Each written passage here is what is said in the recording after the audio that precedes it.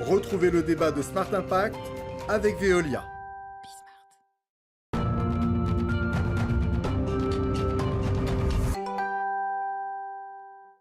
Le débat de Smart Impact. Je vous présente tout de suite mes invités. Sandra Aubois, bonjour. Bonjour. Bienvenue, vous êtes responsable du développement du marché français et des réseaux sociaux en Europe chez iFixit. Et Flavie Van der Scher, bonjour et bienvenue.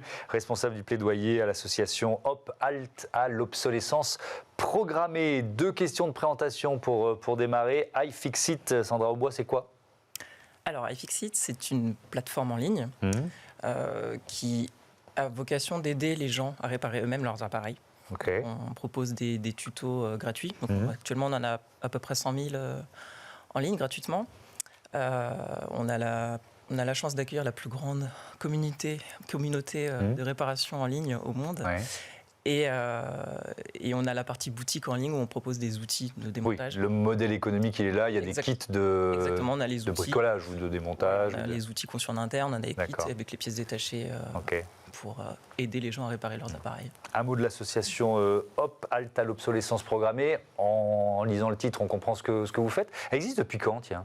Alors l'association Hop Halt à l'obsolescence programmée, elle existe depuis 2015, depuis que le délit d'obsolescence programmée a été reconnu.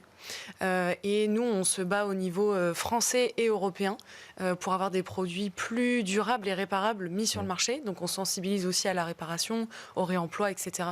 Mais on se bat surtout pour une société avec des produits plus réparables mis sur le marché, des normes et de l'information consommateur, donc pour avoir un changement plus systémique. Ouais. Vous luttez notamment contre la sérialisation des pièces détachées. De quoi il s'agit ?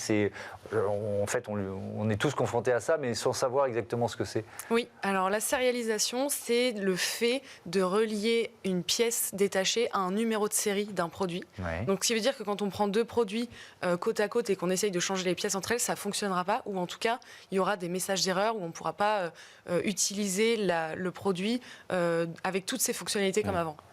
Donc nous, chez Hop, on se bat contre la sérialisation. C'est un vrai frein à la réparation pour les consommateurs quand ils essayent de faire la réparation eux-mêmes, mais aussi pour les réparateurs, les reconditionneurs.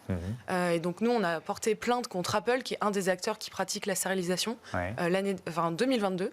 L'enquête est toujours en cours. Et on attend ensuite. Principalement dans ce secteur-là, on va dire informatique, téléphonie, numérique, ou ça touche d'autres secteurs aussi ? Alors ça touche les équipements électriques et électroniques, les ordinateurs, les smartphones. Ça touche aussi l'automobile. Donc chez Hop, on vient de sortir un rapport sur l'obsolescence accélérée des véhicules thermiques et électriques. Et on observe qu'il y a des pièces sérialisées aussi dans l'automobile qui sont un vrai frein pour réparer, et on a des voitures de plus en plus connectées. Donc il faut savoir, ces pratiques-là, ça mêle en même temps des pratiques logicielles, mais aussi des pratiques techniques pour empêcher vraiment de remplacer une pièce. Ouais. Les eurodéputés ont voté ce mardi 23 avril un texte pour faciliter la réparation des biens et augmenter leur durée de vie. Et puis il y a un autre texte dans lequel justement ils s'attaquent à l'obsolescence prématurée des objets. Comment vous recevez ces réformes ? Votre avis, Sandra Aubois ? Est-ce qu'on est dans une prise de conscience, enfin ? Est-ce qu'elle vous semble suffisamment ambitieuse ? Comment vous les recevez ? Alors oui, on sent que c'est une prise de conscience. On est plutôt heureux que ça va dans le bon sens. Après, est-ce que c'est suffisant ? Probablement pas. Comme disait Flavie, il y a des choses encore à travailler. Par exemple, la directive qui vient d'être votée par le Parlement européen. Donc sur le droit à la réparation, c'est ça, l'accès au droit à la réparation pour les utilisateurs. Donc c'est un bon point de départ. Après, il y a pas mal de notions qui restent assez floues. Par exemple comme par exemple la notion de prix raisonnable. Pour une réparation, prix raisonnable. Après, en application, on ne sait pas trop comment le fait que le prix soit raisonnable ou pas. On attend de voir comment ça va être mis en place, sachant qu'on sait qu'à peu près la plupart des gens, si la réparation dépasse les 30% du coût total de l'appareil, ils vont être découragés de la réparer.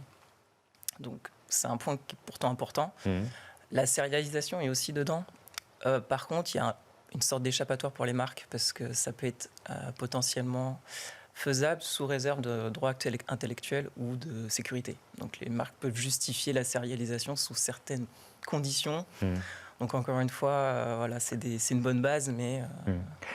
Est-ce que dans ce texte, dans cette directive, il y a, vous avez commencé à en parler, mais des obligations pour les femmes, est-ce que c'est suffisamment contraignant? Parce qu'on sait que parfois, il faut un aiguillon réglementaire suffisamment puissant pour faire changer les comportements. On espère, ça va être une première base. Dans tous les cas, on sait que... C'est à l'usage qu'on s'en rendra compte. Ça sera plutôt à l'usage, parce que là, pour l'instant, ça vient d'être voté. Donc, on sent qu'il y a quelque chose qui se passe, parce que, par exemple, Apple a annoncé il y a quelques semaines qu'ils veulent un peu limiter la sérialisation des pièces quand on interchangera les pièces entre des iPhones d'une même génération. Par contre, pareil, l'annonce reste assez floue, parce qu'on ne sait pas sur quelle génération d'iPhone, à quel moment ça va être mis en place, comment ça sera possible. Mais voilà, on voit que ça oblige les marques à bouger un peu dans le bon sens. Sur ce droit à la réparation, Flavie van der Scheer a publié, je crois que c'était au mois de janvier, une étude sur ce qui se passe en France, l'impact de ce bonus réparation applicable notamment aux équipements électriques et électroniques. Qu'est-ce qui ressort de cette étude? Ça marche? En fait, en France, on a des mesures qui sont assez intéressantes pour pousser à la réparation. Donc, il y a le bonus réparation qui est depuis 2022 pour les équipements électriques et électroniques. Et là, depuis fin 2023 pour le textile et les chaussures. On en a parlé ici même. Donc, c'est très intéressant. Nous, c'est un dispositif auquel on croit beaucoup. Il y a encore des ajustements à faire parce qu'on observe qu'il y a beaucoup de consommateurs qui ne sont pas au courant que le bonus existe. Donc, comment on peut inciter les gens s'ils ne sont pas au courant? Donc, voilà, on incite à avoir plus de communication sur le sujet. Après, on a d'autres outils aussi sur l'information et l'incitation à la réparation. C'est l'indice de réparabilité qui se transforme en indice de durabilité. Donc c'est une note de 1 à 10 qui permet au consommateur en rayon, au moment où il achète le produit neuf, de savoir à quel point le produit est réparable ou pas, et donc de faire des meilleurs choix. Mais ça reste des mesures qui sont très intéressantes et qu'on pousse aussi à avoir dans d'autres pays, parce que pour que ce soit efficace, il faut que ce soit vraiment très développé. Mais l'important, c'est quand même d'avoir des normes de base et pas juste des mesures d'incitation pour avoir des pièces détachées disponibles, un prix raisonnable de pièces détachées et vraiment la possibilité de réparer. Alors, ce que j'entends, ce que vous me dites, c'est que très bien, il y a un bonus qui est mis en place, mais on n'est pas encore dans l'écosystème de la réparabilité, c'est ça? De plus en plus, mais on a toujours le constat que pour 68% des Français, le premier frein à la réparation, c'est le prix. Donc là, on a cette directive du droit à la réparation qui permet d'avoir une base écrite sur le prix raisonnable, mais comme disait Sandra, on ne sait pas ce que ça va donner. Donc le bonus, ça permet de faire ça, puisque les consommateurs peuvent se rendre chez le réparateur, donc c'est chez les réparateurs labellisés, pour avoir accès au bonus, et ils n'ont rien à faire en amont. C'est le réparateur ensuite qui se fait rembourser le bonus. Donc il a directement la réduction sur la facture. Donc ça, c'est une vraie incitation, puisqu'on est dans un constat que le prix est un frein. Le bonus, c'est une vraie réponse. C'est parfois difficile pour nous, consommateurs, de choisir entre réparation et remplacement. Est-ce qu'il y a des critères? Est-ce qu'il y a une sorte de bonne grille de lecture, si vous deviez donner des conseils? C'est-à-dire C'est-à-dire, je ne sais pas, quand est-ce que... Vous parliez du prix, le fait de se dire, au-delà de 30%, je vais pas me lancer dans la réparation, je vais plutôt remplacer...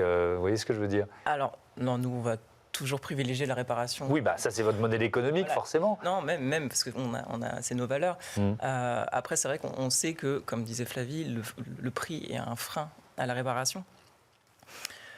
Est-ce qu'on peut évaluer la réparabilité d'un objet, avant de se dire, avant de prendre un tuto et de se lancer dans un... Justement, l'indice de réparabilité français essaie de mettre ça en place. La loi européenne est plus limitée à ce niveau-là. C'est un peu dommage parce que c'est vrai qu'ils n'ont pas repris forcément les bases de la France à l'appliquer en Europe.